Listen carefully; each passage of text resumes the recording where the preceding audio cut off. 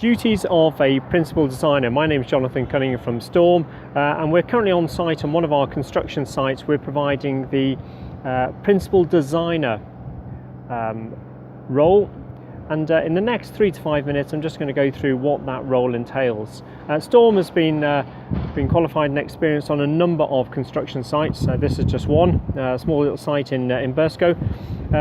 However, I just want to go through what the requirement is for under the new CDM regulations 2015, what it is required in terms of the duties of a principal designer. So that's what you're going to learn really in the next 3 minutes.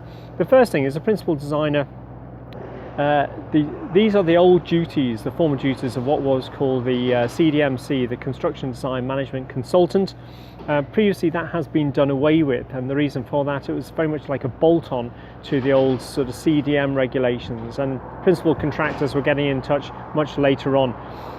The new role though, it doesn't mean that if you're the word design, it implies that it's an architect. That's not the case at all. This is someone who is very much the pre-works. That's where your duties are for a principal designer. It's the pre-work stage, making sure that we're talking to the right people, we have the correct information which is being shared between the various contractors. So there are 3 people involved in this relationship. There is the client that is responsible for making sure, from a due diligence point of view, that they have contracted a good principal designer and also principal contractor. The next role is the principal contractor. They are responsible for the delivery and implementation of safety on site, so access control, access and egress, making sure there's sufficient induction on site, making sure that there is good safety systems and supervision in place. Then there is the principal designer, and the principal designer is here to assist in very much the pre-construction phase, making sure information is exchanged. So on this particular site, it's making sure that we did sufficient ground surveys. It's making sure that we set up the health and safety file.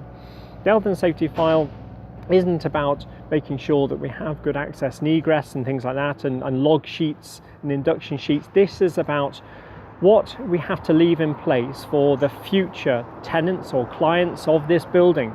So do they know how it's constructed? Do they know how it's dismantled? Do they know what phases? How did we put this thing up?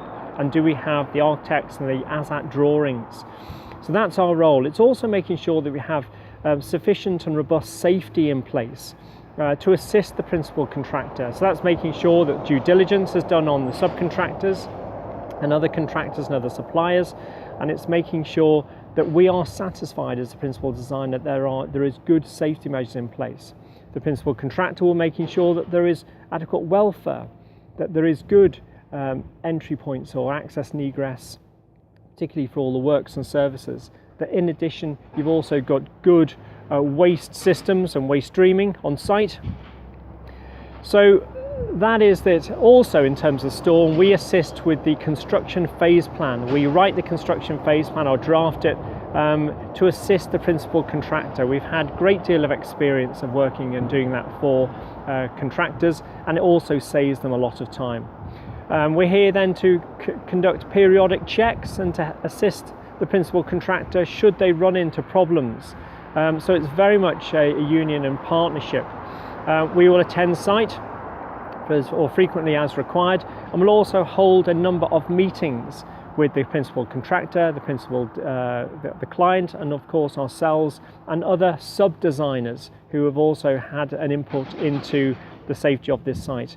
So that really just gives you an idea of the roles of the principal designer under the new CDM regulations 2015. My name is Jonathan Cunningham, this is STORM, and if you want to download one of our free workbooks, indeed checklists, then please click the link. Please get in touch and we'll be happy to assist.